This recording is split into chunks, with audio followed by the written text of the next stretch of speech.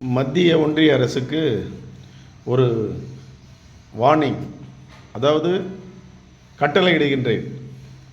நீங்கள் பேசி வரும் வார்த்தைகள் தமிழர்களின் மக்கள் மத்தியில் பெரிய புண்ணாக வடுவாக மாறிக்கொண்டிருக்கிறது. மத்திய அரசுக்கும் மாநில அரசுக்கும் ஒன்றுடன் ஒன்று இணைந்திருக்க வேண்டும், தாயை பிள்ளை போல். ஆனால் நீங்கள் இப்பொழுது அறிவித்திருக்கிற மும்மொழி கொள்கை, அதாவது இந்தியை கற்றுக்கொண்டால்தான் நீங்கள் எங்களுடைய நிதி பெற முடியும், மத்திய அரசு நிதி கிடைக்கும், இல்லை என்றால் கிடைக்காது என்றால் ஒதுக்கப்பட்ட மாநிலமாக எங்களது ஆகிவிடுகிறது.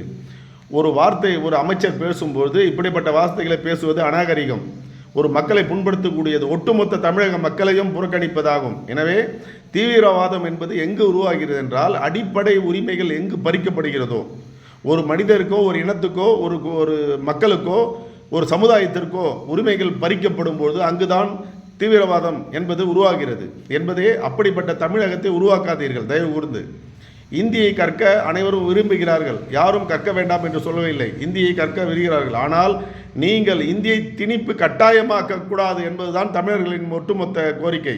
தமிழகத்திலே 1000 கட்சிகள் இருக்கலாம், 1000 கூட்டணிகள் இருக்கலாம், 1000 எதிர்கட்சிகள் இருக்கலாம். ஆனால் அவைகளெல்லாம் ஒன்று சேர்ந்து போராடக்கூடிய விஷயம் மத்திய அரசுக்கு, மாநில அரசுகளுக்கு ஒதுக்க வேண்டிய மத்திய அரசு நிதியை ஒதுக்க மாட்டோம், நாங்கள் சொல்லும் கல்வி கொள்கையை பின்பற்றினால்தான் கிடைக்கும் என்ற வார்த்தை மத்திய அமைச்சர் பேசியதற்கு பகிரங்க மன்னிப்பு எங்கள் தமிழக முதல்வரிடம் கேட்கும், தமிழக மக்களிடம் கேட்க வேண்டும்.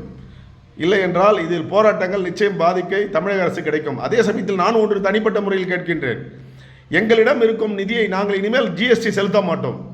ஒவ்வொரு தமிழனும் அவர் விட்ட உணவு, செருப்பு, சீப்பு, எண்ணெய், இன்னும் அசிங்கமான வார்த்தைகளால் கூட சொல்லலாம், அப்படிப்பட்டவர்களுக்கு ஜிஎஸ்டி வாங்கும். ஏன், எனக்கு ஆஞ்சியோ செய்யப்பட்டு 100க்கு 10 ரூபாய் வட்டி வீதம் வாங்கினாலும் அவ்வளவெல்லாம் இல்லை, அதை விட அதிகமாக அந்த 100க்கு 10 வட்டியை விட 2000 ரூபாய்க்கு 238 ரூபாய் ஜிஎஸ்டி என்னிடம் வசூலித்த இந்த மத்திய அரசு எங்கள் மாநில அரசுக்கு நிதி ஒதுக்க கஷ்டமா? எங்கள் பணம் தானே, நாங்கள் ஜிஎஸ்டி கட்ட மாட்டோம். அந்த பணத்தை வைத்து நாங்களே எங்களது ஆட்சியை, தமிழகத்தை ஆண்டு கொண்டிருக்கிறோம். தமிழகத்தில் நீங்கள் இனிமேல் எங்களிடமிருந்து ஜிஎஸ்டியை பெற வேண்டாம் என்பது என் தனிப்பட்ட கருத்து. இப்படிப்பட்ட பேச வேண்டிய சூழ்நிலை நீங்கள் உருவாக்கியிருக்கிறீர்களே தவிர நாங்களாக செய்யவில்லை. எனவே மத்திய அரசு ஒழுங்காக எங்களுக்கு சேர வேண்டிய, தமிழகத்திற்கு சேர வேண்டிய நிதியை தமிழக மக்கள் நலனை கருதி உடனடியாக அதற்கான ஆணையை பிறப்பித்து வழங்க வேண்டும். இப்படிப்பட்ட பேச்சுக்களை உள்துறை அமைச்சகம் இது போன்ற அமைச்சர்களின் பேச்சை வன்மையாக கண்டித்து அந்த வார்த்தையை திரும்பி பெற வேண்டும் என்பது எனது பணிவான வேண்டுகோள். நன்றி, வணக்கம்.